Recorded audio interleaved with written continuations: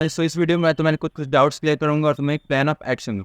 देखो, हर तैयारी की भी एक तैयारी होती है, प्रिपरेशन की भी एक प्रिपरेशन होती है। तो तुम मेरा ये वाला वीडियो देखना, इससे मैंने बेसिक नॉलेज दिया है कि तुम अपना बेस कैसे बनाओगे अपने मेन प्लान ऑफ एक्शन पे उतरने के लिए, है ना। तो इस वीडियो को देख लेना। इस वीडियो के बाद तो स्टार्ट करते हैं, मेरा टाइम वेस्ट किया, है ना। तो देखो, सबसे पहले तुम्हें क्या करना है, उसमें मैंने बताया था कि बेसिक चीज़ें क्या है। बेसिक 5 पॉइंट्स मैंने यहाँ बताया था। अब यहाँ पे तुम्हें प्लान ऑफ एक्शन बताऊंगा मैं। तो देखो, तुम्हारे पास टाइम कितना बचा हुआ है। अभी जून चल रहा है, जून को हम कैंसिल करते हैं। जून की बात करें, जुलाई, अगस्त, सितंबर, अक्टूबर, नवंबर, दिसंबर, जनवरी, फरवरी, मार्च, अप्रैल, 10 महीने बचे हुए हैं। 10 महीने इंटू 30 यानी कि 300 दिन। मोटा मोटा तुम्हारे पास 300 दिन बचा हुआ है। सही, इसमें तुम्हें अपना सिलेबस भी खत्म करना है, रिवीजन भी करना है, मॉक टेस्ट भी देना है और शॉर्ट नोट्स और नोट्स भी प्रिपेयर करना। साथ में अपना एग्जाम भी, अगर तुम 12th वाले हो तो तुम्हें अपने एग्जाम को भी देखना पड़ेगा। समझ रहे हो, तुम एज अ फ्रेश ही क्लियर करना चाहते हो तो यहाँ पर टाइम को मैनेज करना बहुत ज़्यादा ज़रूरी है तुम्हारे। ठीक है।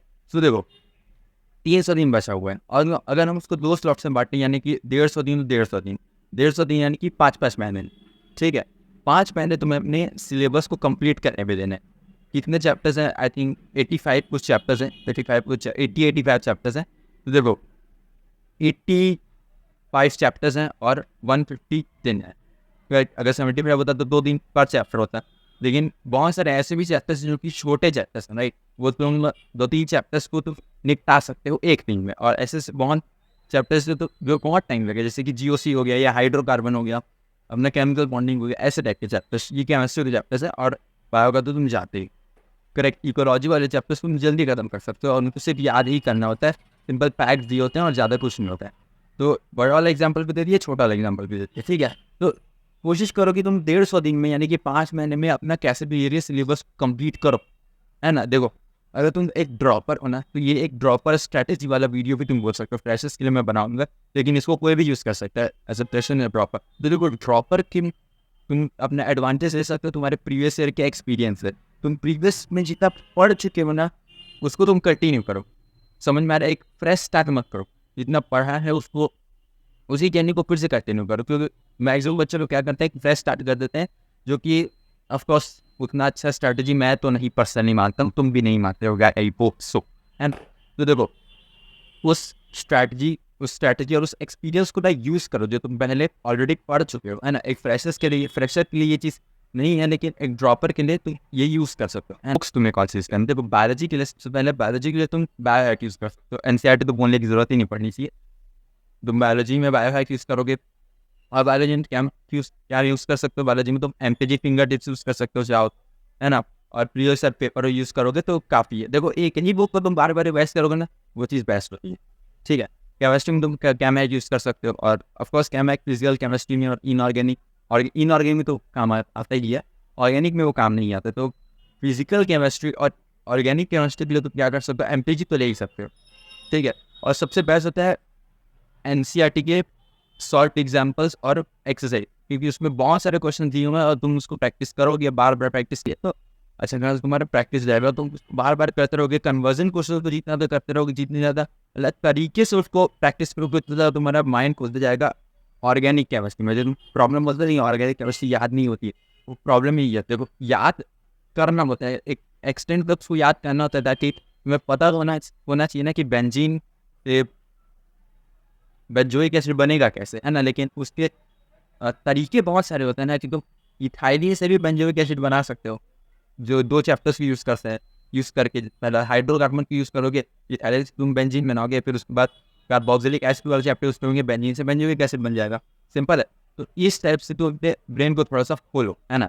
तो ये तुम्हारा केमिस्ट्री के लिए हो गया। अब फिजिक्स के लिए, तुम क्या करोगे? तुम्हारा तो प्रीवियस ईयर तो है ही, प्रीवियस ईयर हो गया। और देखो, जो अपना फिजिक्स का एनसीईआरटी है, वो उतना अच्छा मटीरियल मैं तो पर्सनली नहीं मानता वो प्रैक्टिस करने के लिए, है ना। तो उसके लिए क्या कर सकते हो कि बहुत सारी बुक आती है। तुम दिशा एप्लीकेशन की यूज़ कर सकते हो, तुम अरिहंत की बुक यूज़ कर सकते हो, है ना, जिसमें क्वेश्चंस दिए हुए हैं। और कोशिश करो कि अगर तुम किसी कोचिंग में हो या ऑनलाइन कोचिंग है, या क्वेश्चन प्रैक्टिस बैच जॉइन करोगे, वो तो best. Question practice batch join करोगे, दैट इज बेस्ट, क्योंकि इसमें तुम्हें वीडियो सॉल्यूशन भी देते हैं और तुम वहाँ पे क्वेश्चन को रीफ्रेम भी कर सकते हो चाहो तो, है ना। डायरेक्ट पी बैच वहाँ से तुम ले सकते हो। तो क्वेश्चन प्रैक्टिस बैच तीनों सब्जेक्ट के लिए बेस्ट है मेरे हिसाब। तो यहाँ पे तुम्हारा क्वेश्चन प्रैक्टिस और बुक्स का प्रॉब्लम कम गया। अब देखो टाइम टेबल, तो एज अ ड्रॉपर मैं तुम्हें बताती है, स्पेसिफिकली थोड़ा सा ड्रॉपर्स के लिए वीडियो है। तो देखो ड्रॉपर्स के लिए क्या होता है, तुम्हारा दिल फ्री हो, पूरा दिल फ्री है ना। तो तुम एक मॉर्निंग पर्सन हो या एक नाइट पर्सन, तुम दोनों ही हिसाब से मैनेज कर सकते हो। अगर तुम एक मॉर्निंग पर्सन हो तो जल्दी उठो, फ्रेश हो, जितो कि नहाना धोना है, तो उसके बाद बैठ जाओ पढ़ने। और कोशिश करो कि एटलीस्ट 10 से 12 घंटे तुम स्टार्ट कर दो पढ़ना, बिकॉज कट ऑफ बहुत ज़्यादा हाई जा रहा है। और जितना तुम ज़्यादा टाइम दोगे, जितना तुम्हारी सिटी होगी, उतना ज़्यादा तुम्हारे लिए अच्छा होगा। जितना तुम अपना सिलेबस खत्म करोगे, that will be very good for you. तो जितना जल्दी तो अपना बैठ सकते हो अपने टेबल में, बेड पे कोई टेबल में पढ़ना या बेड में पढ़ना, उसमें कोई प्रॉब्लम नहीं। मैं खुद बेड में पढ़ रहा हूँ साल भर, तो उसका कोई प्रॉब्लम नहीं है कि अगर तुम टेबल पे नहीं पढ़ते तो तुम्हारी एफिशिएंसी कम हो जाएगी, ऐसा कुछ नहीं होगा। ठीक है, तो ये चीज़ याद है। तो अगर तुम मॉर्निंग पर्सन हो, वेल एंड गुड। अगर तुम नाइट पर्सन हो, वेल एंड गुड। मैं खुद एक नाइट पर्सन रह चुका हूँ। तो मैं क्या करता था, देखो 9 बजे के आसपास हमारा डिनर हो जाता है, 9 साढ़े 9 बजे इंडियन घरों में। तो तुम 10 बजे से बैठो, अगर तुम एक नाइट पर्सन, तो मैं खुद 10 बजे से बैठता था और रात भर पढ़ता था, सुबह 7 बजे तक। ठीक है, ऑफकोर्स ब्रेक्स ले सकते हैं, लेकिन मैं एक नाइट पर्सन था तो मैं ऐसे पढ़ता और स्क्यू बेस होता था। ठीक है, तो तुम्हें ये पता चल गया होगा कि तुम्हें पढ़ना कैसे, तुम्हारा टाइम टेबल कैसा रहेगा, तुम्हारा दिनचर्या बेसिकली कैसा होगा। ठीक है, अब देखो प्लान तो मैं बता दिया कि तुम्हें 150 दिन में पूरा सिलेबस खत्म करना है। अब देखो बाकी 150 दिन में क्या करना है, यहीं पे मेन खेला होता है। ठीक है, यहाँ यहीं पे रैंकर्स बनते हैं। देखो रैंकर क्या होता है ना, वो रिवीजन में बहुत ध्यान देगा। वो रैंकर में होते रिवीजन में कौन, देखो मैं क्वेश्चन प्रैक्टिस तो नहीं। ठीक है, देखो जो प्रीवियस ईयर क्वेश्चन होता है ना, तुम उसको 2-3 बार कर लो, कोई प्रॉब्लम नहीं, क्योंकि वैसी टाइप के क्वेश्चन आते हैं और वैसी पैटर्न के क्वेश्चन अगर तुम करोगे तो बेस्ट हो जाता है। ठीक है, DIPUR यूज़ करो, मिल जाते हैं यार फ्री में, टेलीग्राम में मिल जाते हैं तुम्हें DIPUR के। मैं खुद टेलीग्राम चैनल खोलने वाला हूँ कुछ टाइम में, वहाँ मैं अपने खुद के हैंड रिटन नोट्स में प्रोवाइड करूँगा, तो आगे मैं तुम्हें बताऊँगा, तो उसको ज्वाइन। तो बेसिकली क्या हो रहा है कि तुम्हें रिवीजन पे ध्यान देना है और तुम्हें शॉर्ट में बनाने, शॉर्ट नोट्स में थोड़ा सा टाइम तुम इन्वेस्ट करोगे तो एक बहुत अच्छी इन्वेस्टमेंट होगा। ठीक है, 100 नोट्स बनाओ, क्योंकि वही तुम्हें लास्ट मोमेंट में हेल्प करेगा। और ये एज अ प्रेशर के लिए भी ये चीज़ काम करती है, बिकॉज अगर तुम बोर्ड एग्जाम देने जाओगे तो एक दिन पहले तो अपने शॉर्ट नोट्स को ही पढ़ के जाओगे, उसके बेसिस पर तुम ऐसा लिखोगे। समझ में आ रहा है, ये दोनों के लिए ज़रूरी है, as a fresher and as a dropper as well. Question practice best रहता है। अब जाते हैं मॉक टेस्ट। देख पाएगा 3 घंटा 20 मिनट का तुम्हारा पेपर होता है, 3 घंटा का तुम टाइमर लगाओगे, बिना पंखा की गर्मी में बैठोगे और प्रॉपर वैसे ही रहोगे जैसे तुम्हारा पेपर में तुम बैठने जाओगे, लोअर टी-शर्ट में, बिना पंखा के। और देखो समझ में आ रहा है, तो देखो कौन से चैप्टर से क्वेश्चन आया था, कौन से चैप्टर से कितना क्वेश्चन आया था, कितना सही किया, कितना गलत किया, कितने नंबर आ रहे हैं। देखो नंबर पे तुम उतना ज़्यादा फोकस नहीं करोगे तो भी चल जाएगा, भले शुरू में कम नंबर आता है, आई नो, तुम भी जाते है ना, तुम जाती होगी, तो बाद में नंबर आप फर्स्ट कम आते हैं, है ना।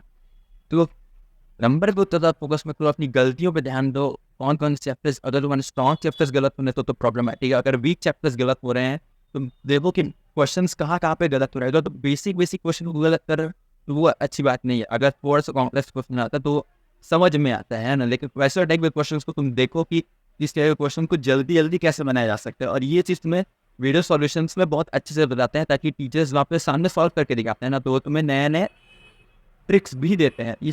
तो ये एक थोड़ा सा एडवांटेज जाता है क्वेश्चन प्रैक्टिस बैचेस से। ठीक है, यहाँ पे तुम्हारा क्या हुआ, तो मॉक पेपर भी प्रैक्टिस करोगे विथ OMRC प्रॉपर एनवायरनमेंट में, और एनालिसिस करना ज़रूरी है। पहले 4 से 5 या 6 घंटा एनालिसिस रहेगा कोई प्रॉब्लम, लेकिन अगर एनालिसिस करोगे फिर उसके बाद थोड़ा सा उन चैप्टर्स को पढ़ के चले जाना। जैसे फिजिक्स में तुम्हारा कोई ऑप्टिक गलत पड़ा है, तो एक काम करो, ऑप्टिक गलत पड़ा है, शॉर्ट बनाया हो या उसके फॉर्मुला शीट पे बार ऊपर से देख लो, बात करता। और हाँ, रिविजन कॉपी याद से बना लेना। ठीक, रिविजन कॉपी याद से बनाओगे दैट विल बी बहुत अच्छा हो जाएगा तुम्हारे लिए। बिकॉज अगर तुम लेट्स से तुम्हारे कोचिंग का तुम अगर कोई पेपर देने जा रहे हो, वहाँ पे बैठने जा रहे हो, तो एक बार उसको पढ़ लेना, जो तुम्हारी गलतियाँ हो रही, अगर तुमने सही आंसर निकाला, रॉन्ग आंसर चूज किया, वो भी एक गलती है ना। अगर तुम गलत तो हमारा फर्क क्या गया वो भी देखना है ना। तुमने नॉट इनकरेक्ट ये सब चीज़ नहीं पढ़ी, वो भी देखना। नॉट ट्रू ये सब में प्रॉब्लम हुआ, वो भी लिखना है, क्योंकि ये सब सिली मिस्टेक्स बहुत अखरता है जब आता है वो क्वेश्चन नहीं आता तो कोई प्रॉब्लम, लेकिन आता है वो क्वेश्चन जब नहीं बनता है ना तो आपको शायद चुभता है दिन। ठीक है, तो यहाँ पे तुम्हारा प्लान हो गया। तुम्हें क्या करना है, सबसे पहले 150 दिन में तुम्हें अपना सिलेबस कंप्लीट करना है, फिर उसके बाद शॉर्ट नोट्स बनाना है, फिर उसके बाद क्वेश्चन प्रैक्टिस भी करनी है, और फिर उसके बाद क्या करना है, बताओ, मॉक पेपर बनेगा। ठीक है, प्रॉपर एनालिसिस के साथ।